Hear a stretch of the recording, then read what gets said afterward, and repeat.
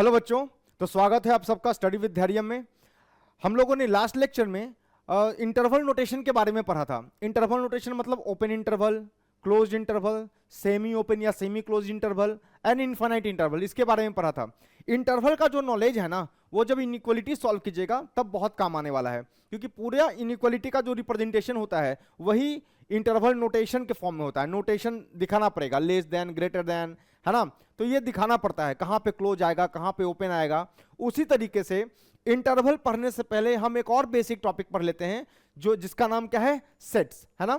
तो हम लोग जो पढ़ने वाले हैं अभी वो क्या है, sets, SETS, sets. Set theory बोलते हैं, नहीं, set theory. So basic sets हम लोग अभी पढ़ने वाले हैं। यूनियन, इंटरसेक्शन, बेसिक जो नॉलेज हमारा इनइक्वालिटी में काम आने वाला है, हम उसके बारे में पढ़ने वाले हैं, है ना। तो सेट में सर क्लास 12th में आपको और डिटेल में पढ़ाया जाएगा। क्लास 12th में सेट्स एंड रिलेशन, जब फंक्शन चैप्टर आएगा, कैलकुलस का जब पहला टॉपिक स्टार्ट होता है फंक्शन, उसमें सेट्स एंड रिलेशन पूरा डिटेल में पढ़ाया जाता है। सो अभी तो हम लोग जो पढ़ने वाले हैं वो बेसिक सेट्स के बारे में पढ़ने जा रहे हैं, है ना। तो बेसिक सेट्स का जो नॉलेज है वो कहाँ काम आएगा, वो काम आएगा सर इनइक्वालिटी सॉल्व करने में। क्लियर। तो वहां पे जो नोटेशन होगा, यूनियन, इंटरसेक्शन, है ना, तो आप उससे डरेंगे नहीं। कब? जब आप बेसिक सेट्स का आपको नॉलेज होगा। तो सेट होता क्या है? सेट कुछ नहीं है, collection of distinct object, well defined collection of distinct object, है ना, that share some common property. तो मैं बोल दूंगा कि भाई मान लो कि नेचुरल नंबर का सेट बनाओ, नेचुरल नंबर का। तो आपको पता है नेचुरल नंबर का सेट सर 1 2 3, ये सब क्या है, नेचुरल नंबर के सेट हैं। 1 2 3 up to infinity, whole number का सेट बनाओ, है ना। तो ऐसा नाम सुना होगा आपने कि ये सेट ऑफ इंटीजर है, सेट ऑफ होल नंबर है। क्लियर। सो सेट को कैसे डिफाइन करते हैं? तो सेट्स आर, इसको डिफाइन कर रहा हूं मैं, है ना, sets are well defined collection, well defined collection of, किसका कलेक्शन है? Well defined collection of distinct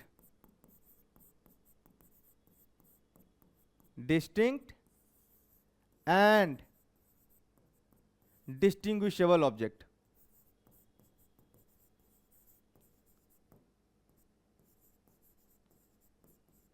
distinguishable object that share some common property, that share some common property. Clear. So sets are well defined collection of distinct and distinguishable object. मतलब अगर मैंने define कर दिया set of natural numbers, तो set of natural number का यह मतलब हो गया कि भाई देखो ना, मैं उस सेट में जितने भी ऑब्जेक्ट होंगे, मतलब एलिमेंट होंगे, वो सब क्या होने चाहिए, नेचुरल नंबर। मतलब उस सेट के सारे एलिमेंट की कॉमन प्रॉपर्टी क्या है कि वो नेचुरल नंबर को बिलोंग करते हैं, नेचुरल नंबर को बिलोंग करते हैं ना। और डिस्टिंक्ट का मतलब क्या है? ऐसा नहीं होगा कि सर एलिमेंट में 1 2 3 एंड सो ऑन इंफिनिटी तक तो है, तो ऐसा नहीं होगा सर 1 1 2 बार लिख दिया। सो डिस्टिंक्ट का मतलब होता है no object is repeated, so repetition is not allowed. सही है ना। सो डिस्टिंक्ट का मतलब क्या होता है? डिस्टिंक्ट का मतलब क्या होता है? Distinct means no object is repeated.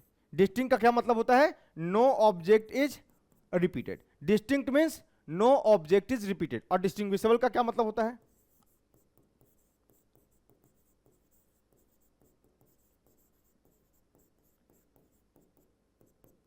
Distinguishable means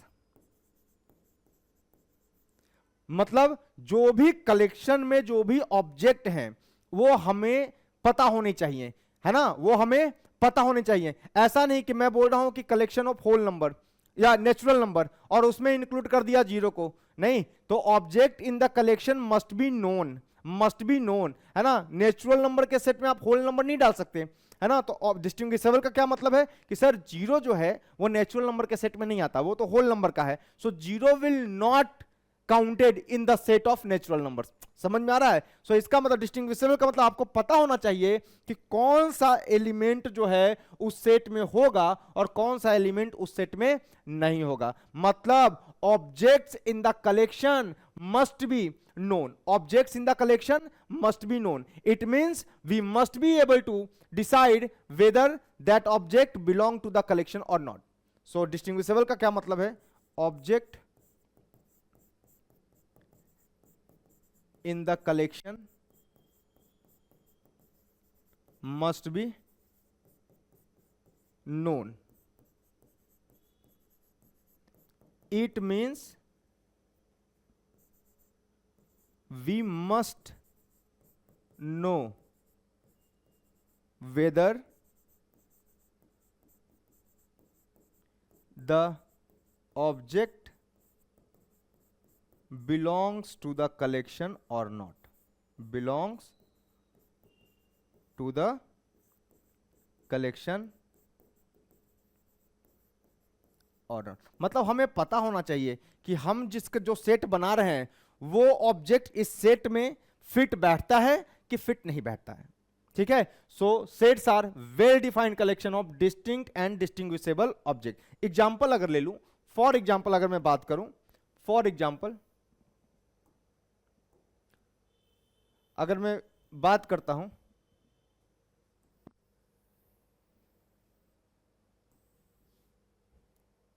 बताइएगा, जैसे example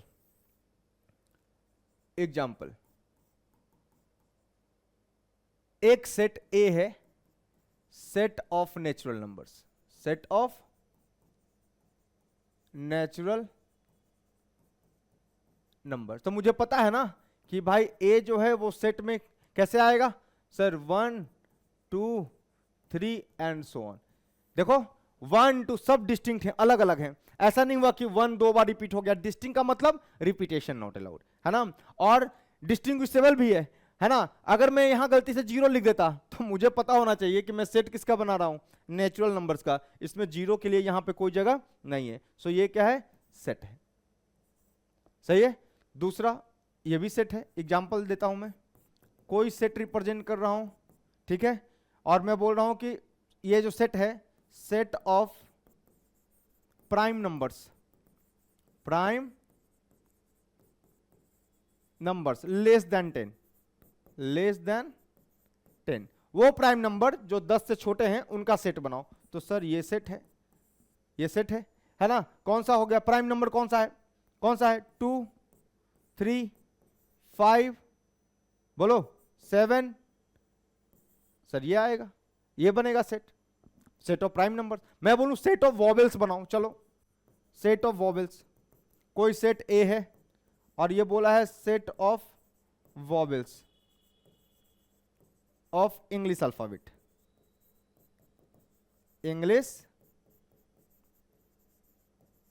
alphabets, set of vowel of English alphabet. तो आपको समझ में आ गया होगा कि सर इंग्लिश अल्फाबेट को यहां पे काउंट करना है, और वो कौन होंगे, ए ई आई ओ यू, ऐसे। क्लियर, कोई दिक्कत नहीं। सो दीज ऑब्जेक्ट्स, ये जो है ना, इसको एलिमेंट्स बोलते हैं या ऑब्जेक्ट बोलते हैं।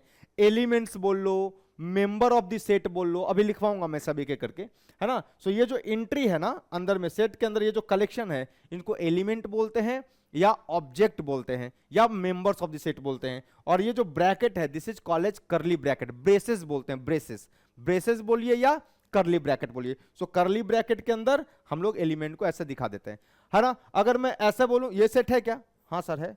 अगर मैं इसी में ऐसे बोल दूं, आप इसको लिख लीजिए, है ना, लिख लीजिए इसको। चलिए हो गया। चलिए यहां पे ये THE है ना, द है। सो अगर मैं लिखूं कि ऐसा, मान लो ऐसा बोला है कि set of intelligent student, intelligent student in a class, क्या ये सेट बनेगा? सर कैसे बनेगा, नहीं बनेगा ना, मैं एलिमेंट तैयार ही नहीं कर सकता। अरे एक क्लास में स्टूडेंट्स हैं, ठीक है, अब उसमें कौन सा स्टूडेंट इंटेलिजेंट है कि नहीं है उसका ग्राउंड दिया नहीं है ना। हो सकता है कि एक स्टूडेंट इंटेलिजेंट हो पढ़ाई में, एक स्टूडेंट इंटेलिजेंट हो खेलने में, एक स्टूडेंट इंटेलिजेंट हो किसी और, है ना, क्वालिटी में। सो अलग अलग क्वालिटी के स्टूडेंट हो सकते हैं। सो ये सेट नहीं बन सकता। सो सेट में प्रॉपर, है ना, प्रॉपर्टी मुझे पता होना चाहिए कि अगर मैं इंटेलिजेंट की बात कर रहा हूं तो किस ग्राउंड पे बात कर रहा हूं। सो this is not a set, not a set. समझ में आया? सो कॉमन प्रॉपर्टी मालूम होनी चाहिए कि भाई इंटेलिजेंट बोल दिया तो किस ग्राउंड पे इंटेलिजेंट बोल दिया, है ना। तो इंटेलिजेंट तो कई ग्राउंड पे हो सकता है। सो इसमें प्रॉपर डेफिनेशन नहीं है ना। हमें नहीं पता कि जो इंटेलिजेंट स्टूडेंट का सेट बनाना है वो किस तरह के इंटेलिजेंट स्टूडेंट का बनाना है। सो क्लैरिटी नहीं है। सो ये सेट फॉर्मेशन नहीं होगा। ठीक है, जैसे लिखते हैं ऐसे, मान लो कि लिख दूं मैं ऐसे n। पहली बात तो ये कुछ बातें आपको बता दूं, सेट नोट करके लिख लेना, है ना। Set is represented by capital letters, set is represented by capital letters, capital letter. Set को हमेशा कैपिटल लेटर से रिप्रेजेंट करेंगे। दूसरा, एलिमेंट्स ऑफ सेट, है ना, एलिमेंट्स या बोल दो मेंबर्स ऑफ सेट या objects in a set is represented by small letter, is represented by small letters. Clear? और तीसरी बात कि जो कलेक्शन है, कलेक्शन को जो लिखेंगे वो ब्रैकेट के अंदर में लिखेंगे। तो जिस ब्रैकेट के अंदर में लिखते हैं उसको बोलते हैं curly bracket. So collection will be collection of objects, है ना, collection of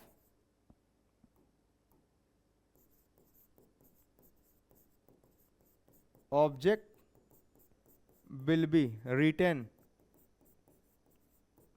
in curly bracket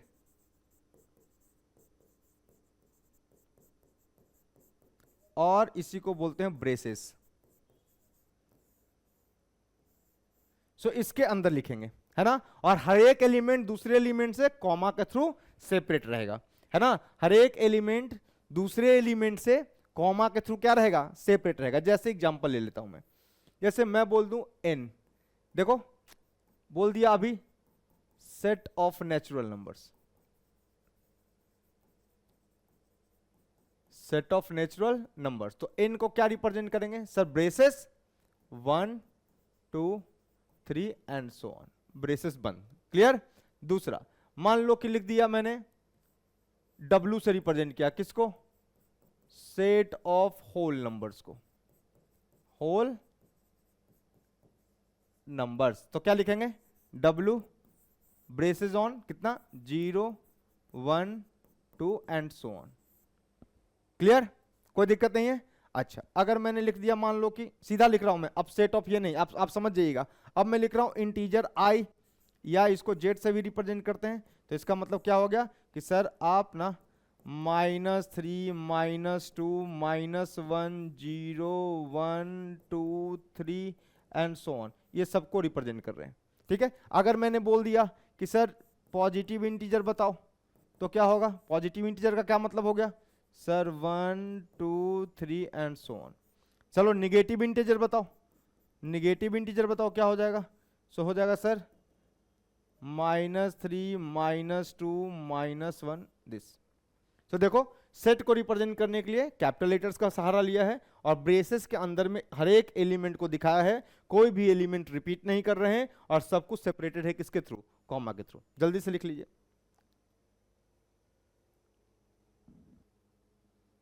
ठीक है, हो गया। चलिए एक और बता देता हूं sir, rational number. Sir rational number ऐसे रिप्रेजेंट कर रहे हैं। रेशनल नंबर का मतलब हो गया p/q, है ना। जब आपको बताएंगे ना टाइप्स ऑफ सेट, तब उसमें ये बताएंगे, टेंशन मत लो। एक नोट और करके लिख लीजिए, नोट इंपॉर्टेंट है, लिख लीजिए इसको। Objects in the set, object in the set should not be repeated, should not be repeated. Clear? जैसे मैं बोल रहा हूं ए जो है set of alphabets of the word, let's say examination,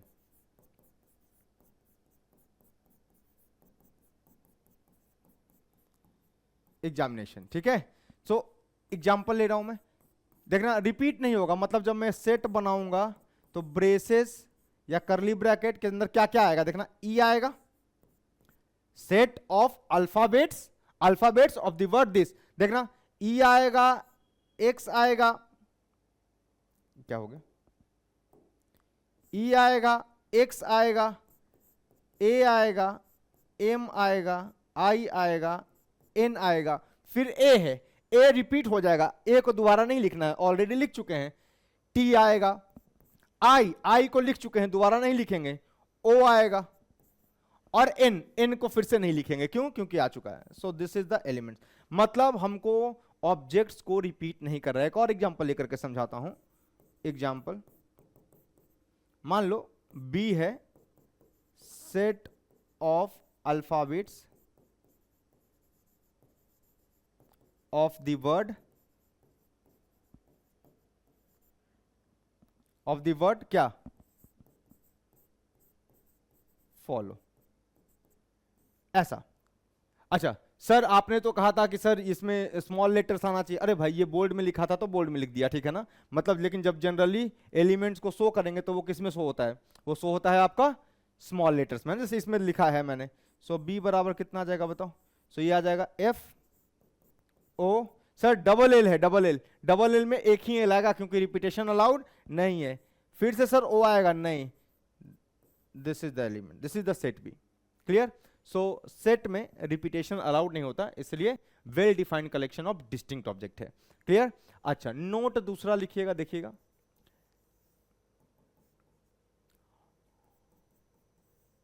order,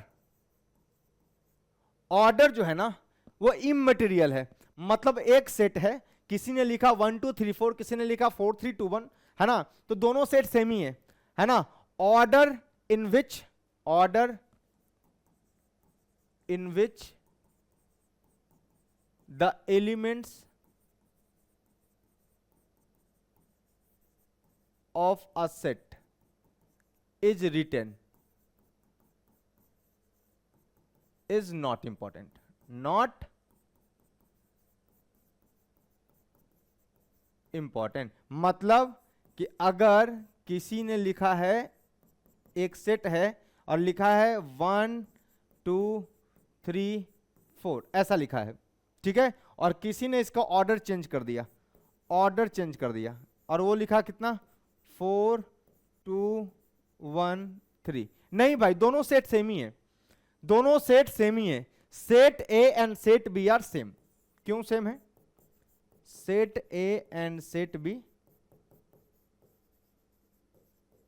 are same, मतलब ध्यान रखिएगा 1 2 3 4 इसमें भी है, 1 2 3 4 इसमें भी है, 1 2 3 4, मतलब सेट के जो एलिमेंट है ना उनका ऑर्डर कोई चेंज करके लिख दे उसका कोई मायने नहीं है, मतलब ये एक सेट है जिसमें 4 एलिमेंट हैं और वो कौन है 1 2 3 एंड 4, अब वो लिखा हो किसी ऑर्डर में कोई फर्क नहीं पड़ता। सो दो बातें बहुत इंपॉर्टेंट है, object in the set should not be repeated and order in which the elements of set is written is also not important, मतलब एक ही सेट में किसी ने लिखा ए E I O you vowel और किसी ने लिखा ई आई ए ओ you, E I A O you, तो क्या दिक्कत है, वो सेट ऑफ वॉवेल्स ही कहा जाएगा, क्लियर। सो ऑर्डर चेंज होने पर सेट चेंज नहीं होता अगर एलिमेंट सारे क्या हैं, सेम है, क्लियर, छाप लीजिए, ठीक है, हो गया। तो ये था बेसिक इंट्रोडक्शन किसका, सेट का। आइए अब है method to represent set, method to represent set, set को रिप्रेजेंट करने के मेथड। देखो सेट को दो तरीके से रिप्रेजेंट करते हैं, एक को बोलते हैं हम लोग टैबुलर फॉर्म,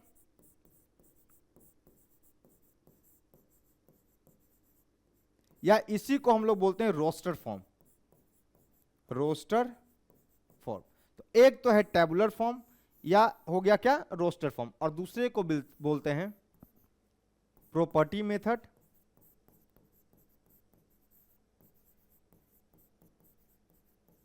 या सबसे जो फेमस है वो है set builder form, set builder form. So दो मेथड हैं किसी भी सेट को रिप्रेजेंट करने के, एक कौन सा है टैबुलर फॉर्म और रोस्टर फॉर्म, दूसरा कौन सा है प्रॉपर्टी मेथड या सेट बिल्डर मेथड। क्लियर है? आइए देखते हैं, सुनिएगा ध्यान से। इसमें क्या करते हैं, जैसे मान लीजिए बोल दिया है कि सेट ए जो है, एग्जांपल ले रहा हूं मैं, ठीक, बोल दिया है ये सेट ए जो है ये क्या है, set of natural numbers, natural numbers less than 10, बोल दिया ऐसा, लेस देन 10। तो रोस्टर मेथड में हम क्या करते हैं कि सेट को रिप्रेजेंट करते हैं, कर्ली ब्रैकेट ऑन करेंगे, और कर्ली ब्रैकेट ऑन करने के बाद हम सारे एलिमेंट को लिख देंगे separated by comma. Elements are written within braces separated by comma, है ना। सो नेचुरल नंबर्स कौन कौन से हो गए, शुरू करो सर। 1 2 3 4 5 6 7 8 9। सो ये clear. So set of natural numbers less than 10, तो क्या बोल दिया 10 से कम, 10 से छोटे वाले सारे नेचुरल नंबर्स, तो ये लिख दिया सारे नेचुरल नंबर्स, है ना। जैसे एग्जांपल एक और ले लो, एग्जांपल में बोल दिया क्या बी, जैसे बोल दिया क्या सेट ऑफ वॉवेल्स, बस वॉवेल्स बोल दिया, बी क्या है सेट ऑफ वॉवेल्स, तो सीधा लिखेंगे बी, कर्ली ब्रैकेट ऑन करेंगे और सारे एलिमेंट लिख देंगे ए ई आई ओ यू, और सबको किससे सेपरेट करना है, कॉमा से सेपरेट होगा। समझ में आया। सो इसका मतलब ये हुआ कि अगर मैं इसको डिफाइन करूं, अगर मैं इसको डिफाइन करूं तो क्या लिखना पड़ेगा मुझे लिखना पड़ेगा, डेफिनेशन लिखना पड़ेगा, in roster form, roster form, in roster form elements of set is written within curly bracket, within curly bracket और क्या ब्रेसेस, है ना, एंड each member या each element, है ना, each member और element will be separated by comma, will be separated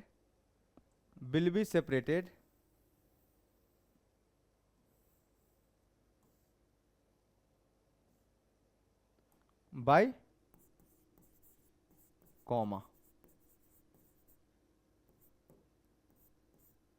separated by comma. So ये कहानी है किसकी, रोस्टर फॉर्म की या टेबुलर मेथड की। ठीक है, आइए सेट बिल्डर या प्रॉपर्टी मेथड, अब हम इसको कैसे लिखते हैं। अब देखो जरा, ऐसे लिखा हुआ है, देखो मतलब इसमें क्या होगा तुमको बताता हूं मैं, इसमें क्या होगा, ऐसा लिखा रहेगा जैसे ए, इस तरह का फॉर्मेट रहेगा ए, देखना A is a set of x,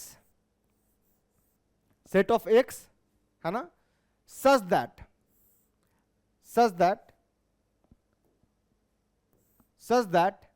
है ना x belongs to natural number. इस तरीके से मतलब क्या है कि आपको कौन सा एलिमेंट, ये क्या बता रहा है, set of x, set of x where x belongs to natural number. मतलब ये क्या है, ये एलिमेंट शो कर रहा है ना, सेट ए का एलिमेंट शो कर रहा है, और ये क्या शो कर रहा है, प्रॉपर्टी, है ना, ये क्या शो कर रहा है, प्रॉपर्टी, मतलब इस मेथड में जो होता है ना, सो इस मेथड में क्या होता है, करली ब्रैकेट के अंदर हम एलिमेंट को एक से दिखा दिया, मतलब वो सारे एलिमेंट जो सेट ऑफ ऑल द है ना number that satisfied X according to given condition. Clear? Such that को ऐसे भी लिखते हैं या ऐसे भी लिखते हैं, दोनों बात है। देखो इसका भी मीनिंग सच दैट है, इसका भी मीनिंग सच दैट है, ठीक है। Such that x belongs to natural number, so दोनों का मीनिंग सेम है। सो एक्स लिख दिया और साथ जरूरी नहीं है X belongs to natural number और साथ में बोल देता लेस देन 10, तो एक और प्रॉपर्टी आ जाती x is also less than 10। सो उसको कैसे दिखाते हैं, मतलब यहां पर जो हम शो करते हैं ना, यहां पर जो शो करते हैं, यहां पे प्रॉपर्टीज लिखी होती है, प्रॉपर्टी 1 प्रॉपर्टी 2 जितनी प्रॉपर्टी होंगी है ना, ये सब यहां पे लिखी होंगी। These are the properties mention, properties mention. जैसे फॉर एग्जांपल इसका क्या मतलब होता है समझ लो, अगर ऐसा लिख दिया या ऐसा, इन दोनों का मतलब सेम है, सच दैट पढ़ते हैं। क्या आप क्या पढ़ते हैं? Such that. इसका मतलब क्या होता है, इसको कैसे पढ़ते हैं? इसको पढ़ते हैं बिलोंग्स टू, बिलोंग्स टू। इसको कैसे पढ़ते हैं? ऐसा लिख दिया तो डू नॉट बिलोंग टू, मतलब डू नॉट बिलोंग टू पढ़ते हैं ना, सो लिख दो ऐसे not belong to, not belong to, ऐसे पढ़ते हैं। क्लियर है ना?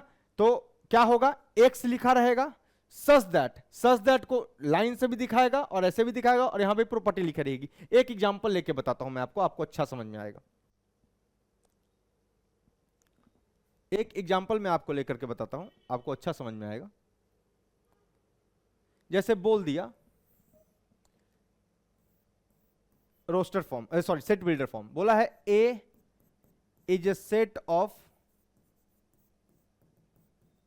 All x such that, all x such that, A is a set of all x such that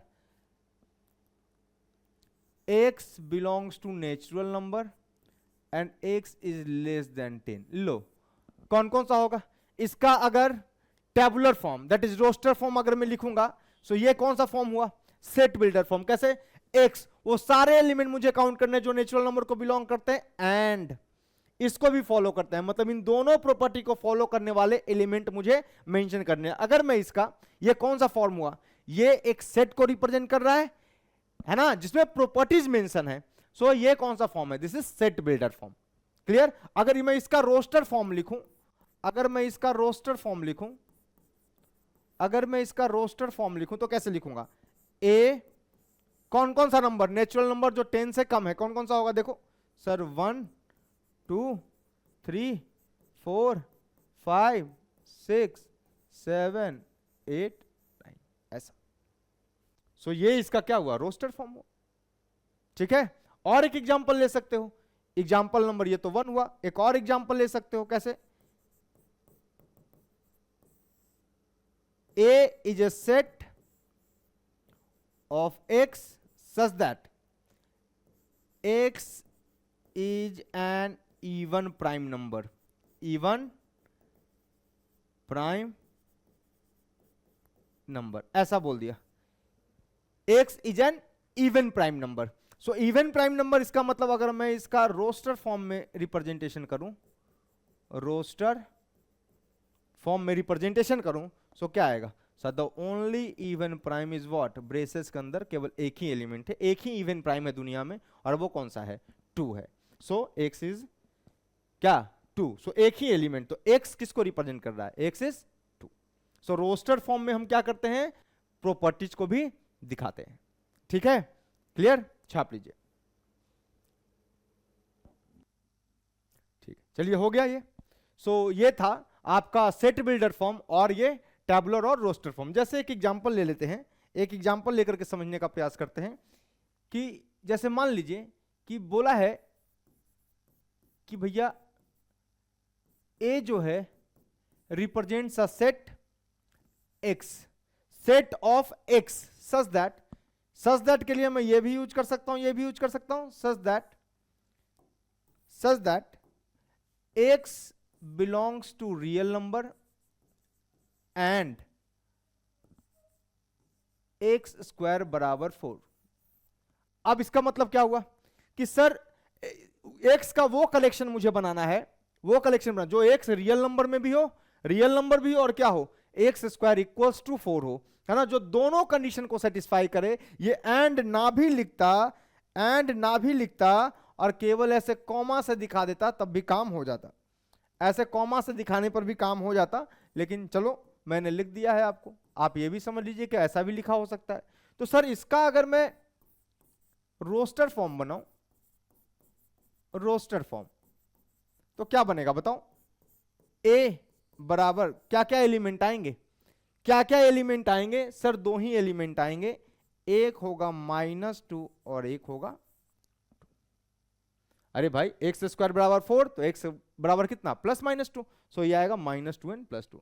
अगर इसमें एक और कंडीशन लगा दिया होता, एक और कंडीशन लगा दिया होता कि भैया ए जो है, इसी क्वेश्चन को देखिए ध्यान से, कंडीशन पे कैसे फर्क पड़ेगा, ये जो प्रॉपर्टीज लिखी हैं इन प्रॉपर्टीज को सेटिस्फाई करने वाला एलिमेंट मुझे चाहिए, मतलब x must satisfy each and every property written here, है ना, in set builder form. So क्या लिखा है, ए लिखा है same, sir set of all x such that x belongs to positive real, positive मतलब it is a set of positive real, x is a set of positive real and x square बराबर 4। अगर ऐसा लिखा है तो अगर मैं इसका कौन सा फॉर्म, रोस्टर फॉर्म लिखूं, रोस्टर फॉर्म अगर लिखता हूं मैं इसका, तो क्या बनेगा, ए, सर दो एलिमेंट आने चाहिए, एक एलिमेंट क्या आएगा +2 और एक आएगा -2, बट यहां पर क्या है, only positive real is considered, so positive real is considered, it means only +2, so एक ही एलिमेंट आएंगे +2। क्लियर, कोई दिक्कत नहीं है, जल्दी से लिखिए। और अब हम पढ़ने वाले हैं टाइप्स ऑफ सेट। चलिए हो गया, आगे बढ़ते हैं।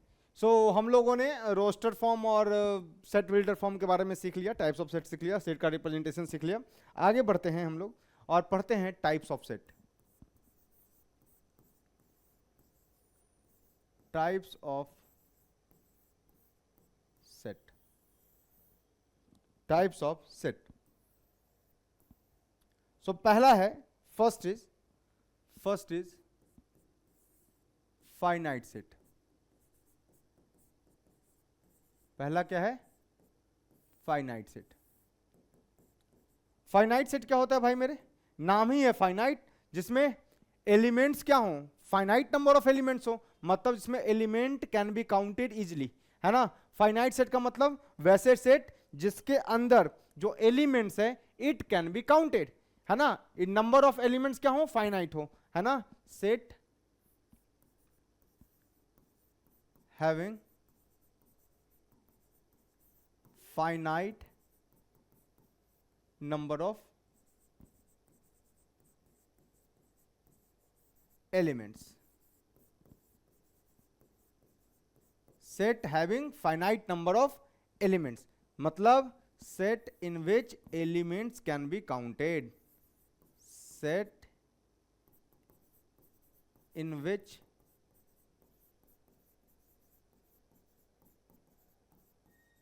elements can be counted are called finite set, are called, बस यही डेफिनेशन है जिसमें सेट में हम क्या कर सकते हैं, एलिमेंट्स को काउंट कर सकते हैं। फॉर एग्जांपल, अगर मैं एग्जांपल लेता हूं यहां पे, एग्जांपल सेट ए रिप्रेजेंट कर रहा है x such that x is vowel. इसका मतलब क्या हुआ, दिस इंप्लाइज क्या हुआ, ये तो कौन सा फॉर्म है, this is set builder form. So A का मतलब क्या हुआ, कौन कौन का है sir, A E I O U. So we can count the element, number of element can be counted. और एग्जांपल ले लो, एग्जांपल ले लेता हूं मैं, कोई सेट ए है सच दैट सेट ए है ना contains elements x such that x square बराबर 4 सच दैट एक्स स्क्वायर बराबर 4। तो कॉमन सेंस हो गया क्या कि ए क्या हो गया भाई मेरे, ए क्या हो गया सर -2 और +2, दो चीजें हो गई है ना। ये कौन सा फॉर्म है रोस्टर सेट बिल्डर फॉर्म है और ये कौन सा फॉर्म है रोस्टर फॉर्म है। सो ये आ गया। और ले सकता हूं एग्जांपल, कोई सेट ए है, एग्जांपल ले रहा हूं मैं, सेट क्या है लिस्ट ऑफ, मान लो ऐसा लिखा list of all reverse in India. तो भाई लंबी लिस्ट है ना, लंबी लिस्ट है, लेकिन क्या है काउंट तो किया जा सकता है, नदियों को काउंट किया जा सकता है कि इंडिया में कितनी नदियां बह रही हैं, है ना। सो this is also a list of all the reverse in India is also a finite set. Clear, कोई दिक्कत नहीं है। जैसे कोई भी दिया हुआ है एग्जाम्पल और ले लो, क्या ले सकते हैं सर, सेट कोई ए है, A is a set x such that x belongs to natural number, x belongs to natural number and x जो है वो 10 से या 5 से छोटी होनी चाहिए। सो इसका सेट बनाना है। सो इसका सेट क्या बनेगा बताओ, ए बराबर क्या बनेगा बोलो, 1 2 3 4 5, बस सोन क्यों भी होगा, बस 1 2 3 4 5, क्योंकि दो कंडीशन है, दोनों को सेटिस्फाई करना पड़ेगा कि एक्स जो है इस जो एलिमेंट्स हैं वो नेचुरल नंबर भी हैं और क्या है भाई, और क्या है 5 से छोटे भी हैं, छोटे या equal, less than equal to 5। सो ये हो गया। और क्या हो सकता है सर, सर और एग्जांपल ले लो, और एग्जांपल जैसे कोई सेट दिया हुआ है ऐसा और इसमें एलिमेंट्स ऐसे दिखाए हुए हैं 1 2 7 9 10 ऐसा कुछ दिखाया हुआ है। सो ये भी क्या है एक तरह का, एक तरह क्या है ये फाइनाइट सेट है। सब में हम क्या कर रहे हैं, सब में एलिमेंट को we can count the element, हम लोग एलिमेंट को काउंट कर सकते हैं। So this is finite set. जल्दी से लिखिए,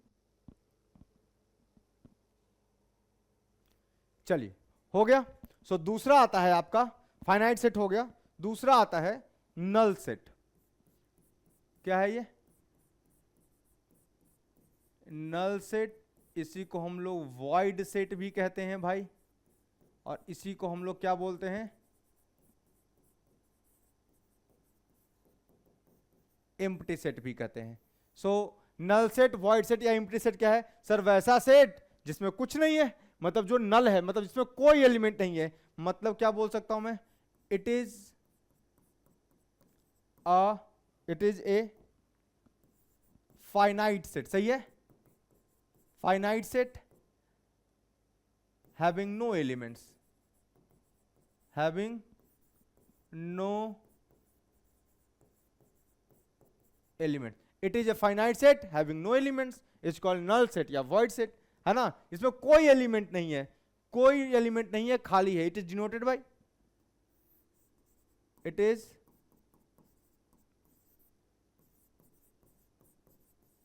डिनोटेड बाय, इसको सिंपली हम फाई से रिप्रेजेंट करते हैं या केवल ब्रेसेस से रिप्रेजेंट करते हैं, केवल ब्रेसेस से। एग्जांपल दो सर, एग्जांपल नंबर 1, एग्जांपल 1 सुनिएगा, मैं बोल रहा हूं A is a set of all x such that x square is equals to -9 and x belongs to real. ये मैंने तुमसे पूछा कि सर ये बताओ, ऐसा सेट बनाओ जिसमें सारे एक्स का ऐसा सेट बनाओ जिसमें एक्स तो रियल हो और साथ में उसका स्क्वायर निगेटिव। तो क्या क्या बेवकूफी है, ऐसा कोई रियल नहीं मिलेगा। रियल या तो पॉजिटिव होगा या तो निगेटिव होगा। सर पॉजिटिव का स्क्वायर भी पॉजिटिव निगेटिव, मतलब सर ऐसा कोई रियल नहीं मिलेगा जिसका स्क्वायर क्या हो निगेटिव हो। इसका मतलब क्या है कि अगर मैं इसका रोस्टर फॉर्म लिखूं तो ए बराबर मुझे क्या लिखना पड़ेगा 5, और मतलब A is a null set.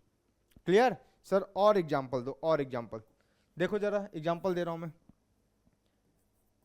Example number 2।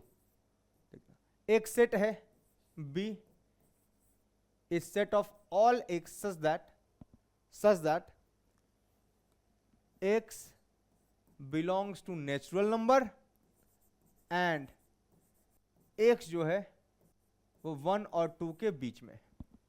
तो सर ऐसा कौन सा x होगा जो नेचुरल नंबर भी हो और 1 और 2 के बीच में? ऐसा कोई x नहीं है ना, ऐसा कोई भी x नहीं है, क्योंकि natural number starts from 1, 1 2 3। Sir fraction में नेचुरल नंबर नहीं होता, इसका मतलब है this means b belongs to phi null set. सही है। आओ एग्जांपल नंबर 3 लेते हैं, एग्जांपल नंबर 3 ले लेते हैं।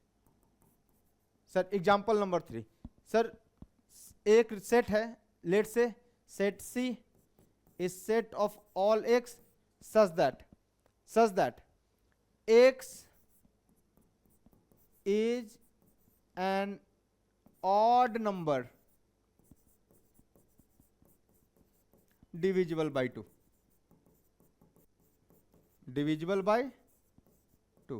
x जो है वो ऑड नंबर भी है और डिविजिबल बाय 2 है। सर ऐसा कोई x नहीं होता जो ऑड भी हो, डिविजिबल बाय 2 हो। इसका मतलब क्या हो गया कि जो C होगा it belongs to null set, correct.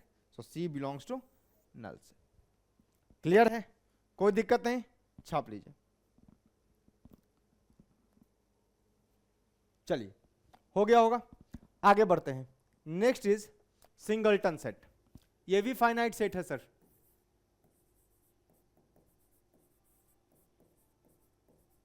SINGLETON,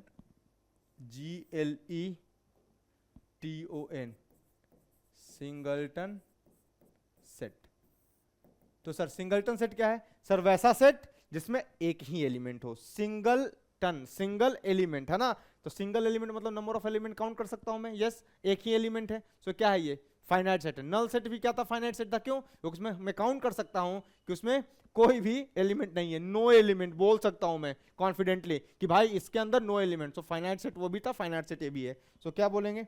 a finite set, a finite set having only one element, जिसमें केवल एक ही एलिमेंट होते हैं उसको बोलते हैं सिंगलटन सेट और सिंगलटन सेट।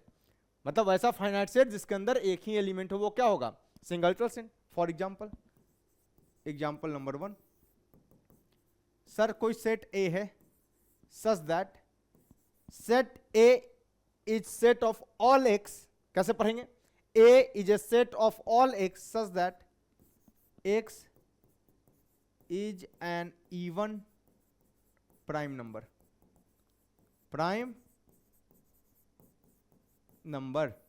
सर ऐसा तो केवल एक ही मालूम है। अगर इसका रोस्टर फॉर्म में लिखूं, रोस्टर फॉर्म में लिखूं तो क्या लिखूंगा कि सर एक ही दुनिया में इवन प्राइम है एंड दैट इज 2।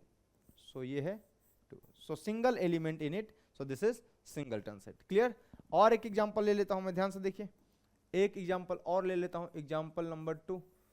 मान लो कोई B is a set of all x such that x² plus 5x minus 6 बराबर 0 and x belongs to natural number. ऐसा है ना। तो सर B जो आएगा ना वो आएगा, देखिएगा क्या, मैं यहां सॉल्व करता हूं।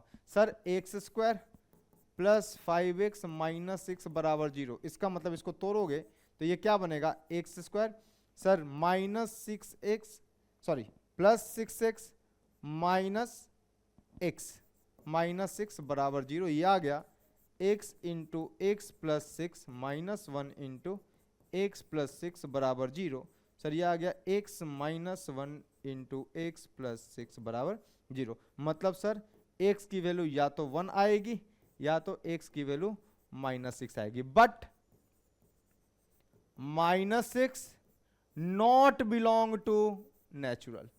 देखो कैसे लिखा, does not belong to natural. क्यों बोला है? x belongs to natural. ऐसा कौन है? केवल एक ही है। So b is nothing but only 1, so this is 1। Clear, कोई दिक्कत नहीं है।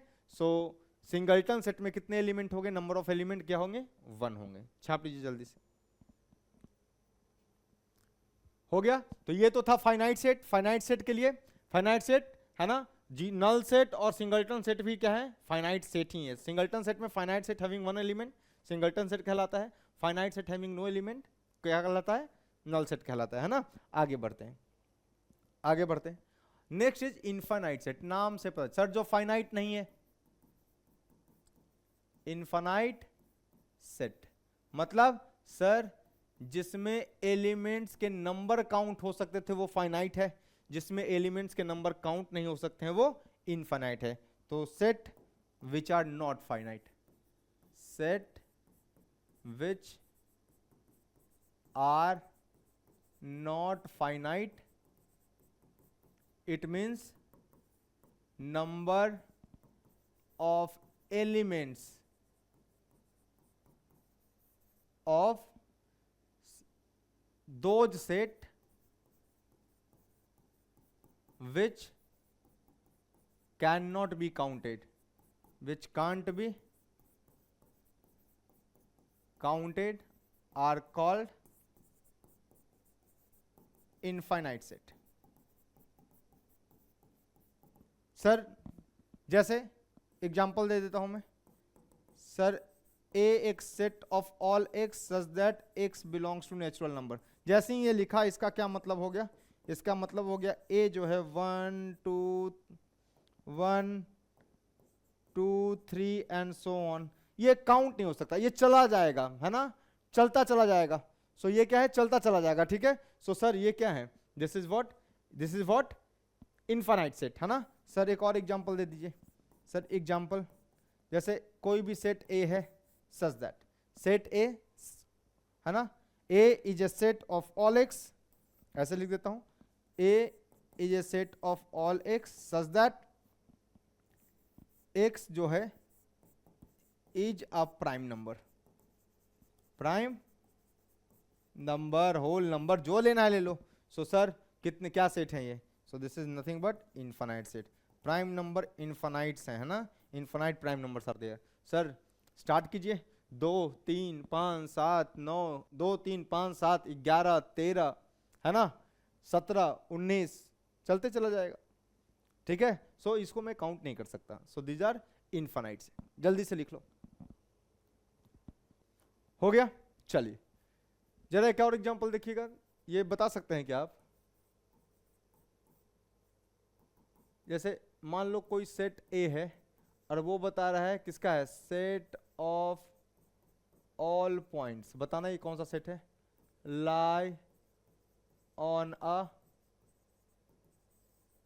स्ट्रेट लाइन, ये कौन सा सेट है बता सकते हो, ये क्या बनेगा, यहां पे ए क्या है, सर एक स्ट्रेट क्या है बताओ, स्ट्रेट लाइन है ना, स्ट्रेट लाइन दिया हुआ है, उस पर लाई करने वाले पॉइंट्स, अगर उनको मैं अलग अलग पॉइंट मार्क करूं तो ऐसे कितने पॉइंट मार्क कर सकता हूं, infinite. So this is also infinite set, infinite set, clear. चलिए आइए आगे बढ़ते हैं मेन टॉपिक की तरफ, और वो है अपना कार्डिनल नंबर। कार्डिनल नंबर है ना, कार्डिनल नंबर जो है वो सिर्फ और सिर्फ फाइनाइट सेट के लिए डिफाइंड है। सो मैं लिख रहा हूं cardinal number of finite set, infinite के लिए नहीं, ठीक है ना, finite set, cardinal number of finite set. So क्या होता है कार्डिनल नंबर, अरे भाई जितने एलिमेंट हैं उनकी संख्या है ना, मान लो कि सेट ए है वॉवेल का, तो क्या कितने वॉवेल हैं, 5 वॉवेल हैं, A E I O U, so cardinal number क्या हुआ, 5 हुआ। सो नंबर ऑफ एलिमेंट्स, अच्छा कार्डिनल नंबर को जान लीजिए ऑर्डर ऑफ सेट भी कहते हैं, order of set, cardinal number also called as order of set, cardinal number is also called as order of set है ना। सो क्या है sir, so total number of elements present in a finite set, in a finite set, total number of elements present in a finite set है ना। तो cardinal number of set ए कैसे represent करूंगा, अगर मुझे रिप्रेजेंट करना हुआ, लिखना हुआ कार्डिनल नंबर, लिखिए cardinal number of finite set A, finite set A is denoted bye, is denoted bye, cardinal number को कैसे रिप्रेजेंट करते हैं, number of elements of set ए, या कभी कभी इसको सीधा इससे भी रिप्रेजेंट करते हैं, ठीक। So cardinal number of finite set A is denoted by, so number of elements set A contain in A, या फिर इसको ए से भी रिप्रेजेंट करते हैं, बाहर में दो डंडे लगा देते हैं, ठीक है।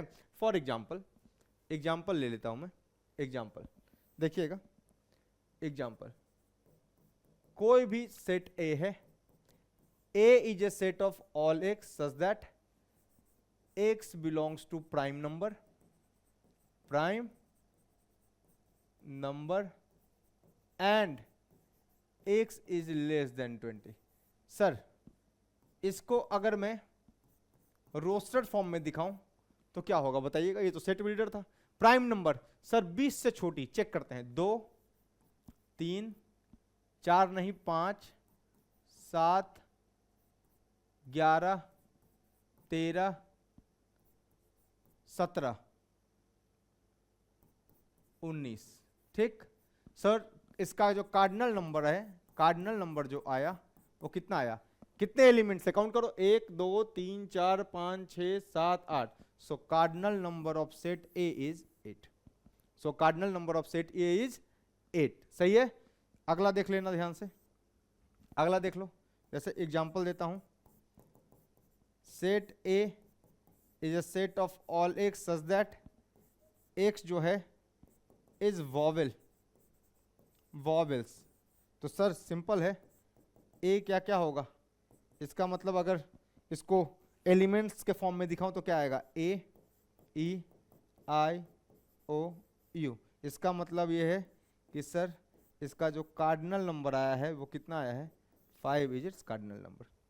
क्लियर, कार्डिनल नंबर समझ में आया। Cardinal number also called as order of set, cardinal number जो है इसको मैं ऑर्डर ऑफ सेट भी कह देता हूं, है ना, also called as, also called, ये बताता है कि सेट का लेंथ क्या है, नहीं सेट का लेंथ मतलब सेट में कितने एलिमेंट हैं, नंबर ऑफ एलिमेंट के बारे में बताता है। सो कितना वो जो सेट है उस सेट को सेटिस्फाई करने वाले, उसके कंडीशन को सेटिस्फाई करने वाले कौन कौन से एलिमेंट है, कितने नंबर ऑफ एलिमेंट है, कितने नंबर ऑफ एलिमेंट है, इसके बारे में कौन बताता है, कार्डिनल नंबर बताता है। सो जल्दी से लिख लीजिए, चलिए कार्डिनल नंबर हो गया, आगे बढ़ते हैं। नेक्स्ट इज दो दो दो टर्म है, देखना जरा, एक है इक्विवेलेंट सेट, इक्विवेलेंट सेट समझना इसको, इक्विवेलेंट सेट क्या होता है। सर इक्विवेलेंट सेट मतलब बात कर रहे हो दो सेट की, या दो से ज्यादा सेट की, है ना, कंपैरेटिव बात कर रहे हो, है ना। सो इक्विवेलेंट सेट का मतलब होता है कि two sets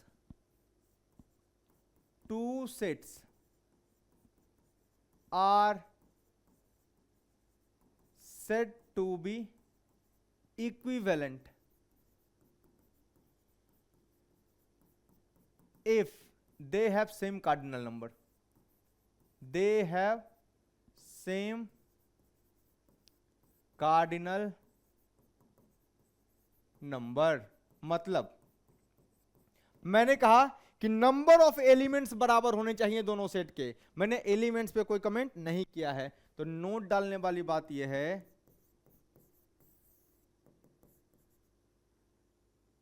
for set to be equivalent, for sets to be equivalent, for sets to be equivalent, है ना, number of elements that is cardinal number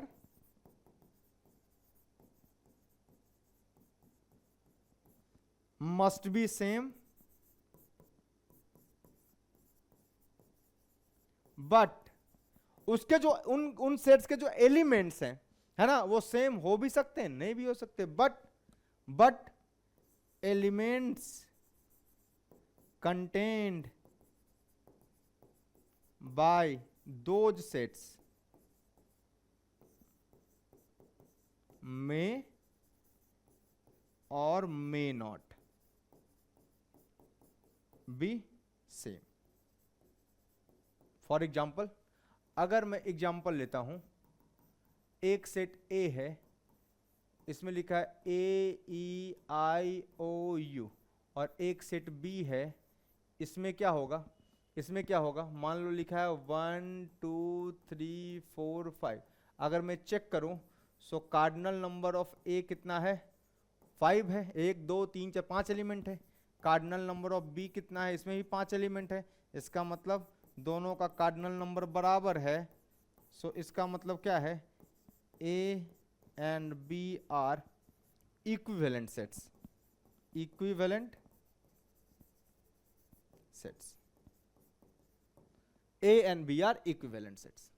so equivalent sets में नंबर ऑफ एलिमेंट, दोनों set में number of element same होने चाहिए, cardinal number same होने चाहिए, है ना, लेकिन एलिमेंट अलग अलग हो सकते हैं, कोई दिक्कत वाली बात नहीं है ना। So only condition is n A बराबर n B. So only condition is cardinal number must be same. So दो सेट ए और बी इक्विवेलेंट है ना। सो इसको मैं थोड़ा सा लैंग्वेज के फॉर्म में लिख देता हूं ताकि आपको दिक्कत ना हो समझने में।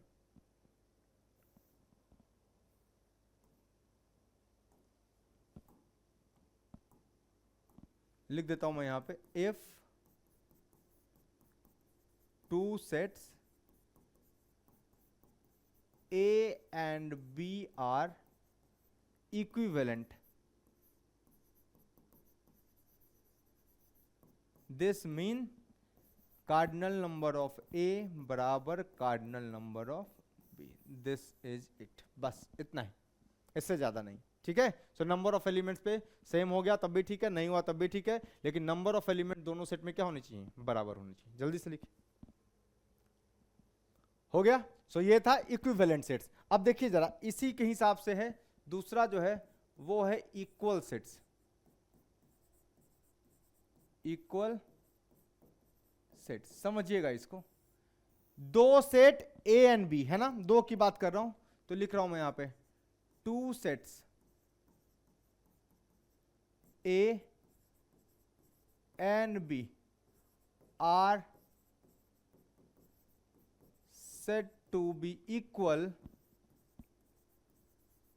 if, said to be equal if all elements of set A lies in set B and all elements of set B lies in set A।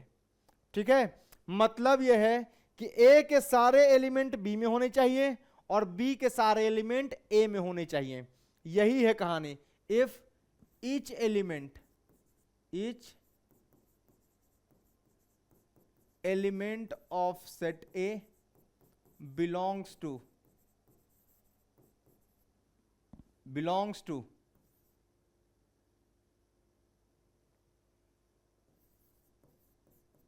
set B and each element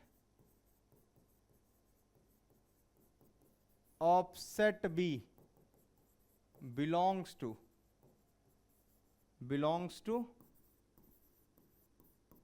set A simultaneously। इसका मतलब यह है कि दो set are, ऐसा तभी possible होगा, are two sets are set to be equivalent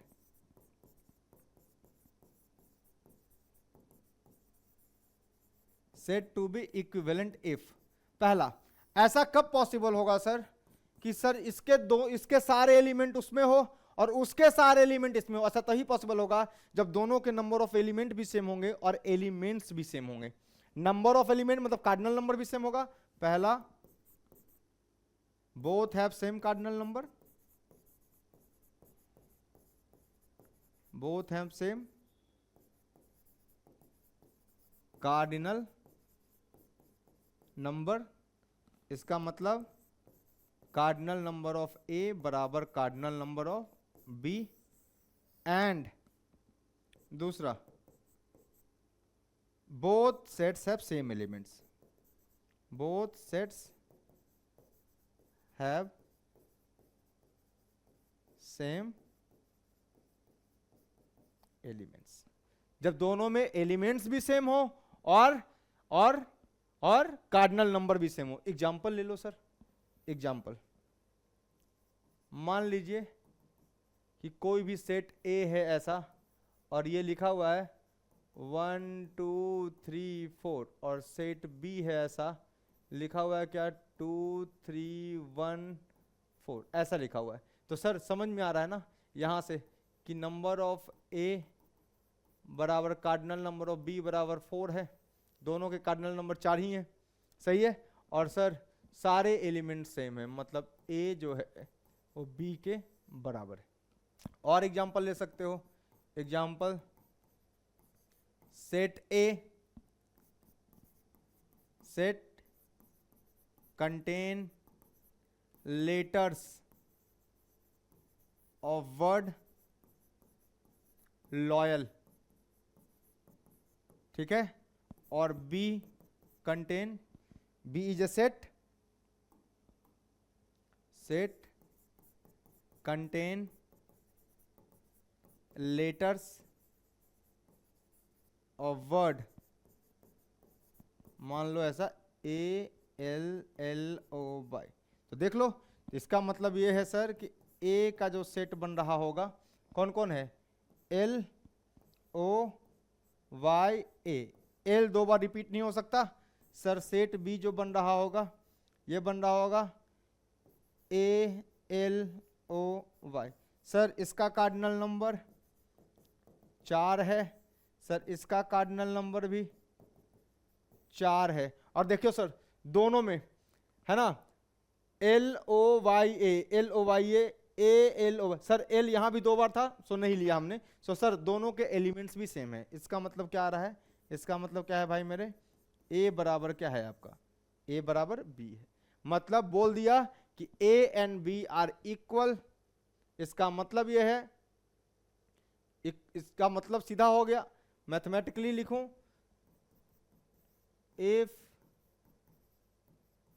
set A is equal to set B, this implies, पहली बात तो cardinal number of set A बराबर cardinal number of set B हो गया। और इसका यही मतलब हुआ सर कि all elements of set A, है ना, मतलब x, इफ ऐसा हुआ, if x belongs to set A, this implies x belongs to set B, and साथ साथ x belongs to set B का मतलब x belongs to set A. So sir अगर दोनों कंडीशन सेटिस्फाइड है ना, ये दोनों कंडीशन अगर साथ साथ हो गए तो काम अपना बन गया, इक्वल से। Set A and B are equal, अगर ए बराबर बी है इसका मतलब कार्डिनल नंबर तो सेम ही है, एलिमेंट्स भी सेम है, मतलब सारे एलिमेंट्स जो ए में है वो सारे एलिमेंट्स बी में होंगे, और सारे एलिमेंट जो बी में हैं वो सारे एलिमेंट्स ए में होंगे। सो this is all about equal sets. So equivalent set और इक्वल सेट समझ में आया। तो सर इसका मतलब है सारे इक्विवेलेंट सेट है ना, सारे इक्वल सेट है ना, सारे इक्वल सेट जो होंगे वो इक्विवेलेंट होंगे। क्यों?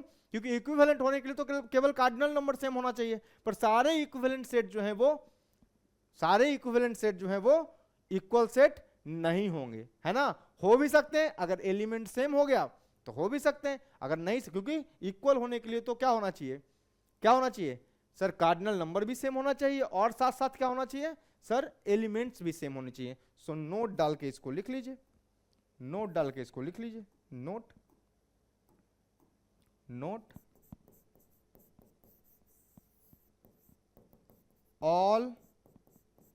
all equal sets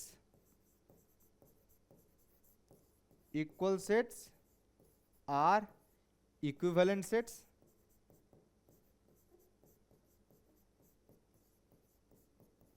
but all equivalent sets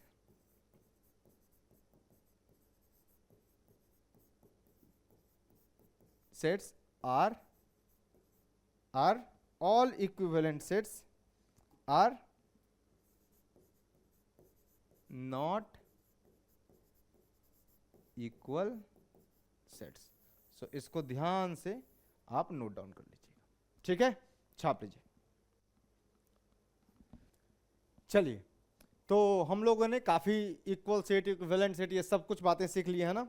तो यहाँ के बाद हम लोग कल कंटिन्यू करेंगे, और हम जो स्टार्ट करेंगे यहाँ के बाद वो स्टार्ट करेंगे सबसेट से। सो अगला जो आर्टिकल है वो है अपना सबसेट, और बहुत इंपॉर्टेंट है, very very very important for JEE point of view. So ये जो टर्म है सबसेट, यहां से हम लोग कल कंटिन्यू करेंगे, ठीक है।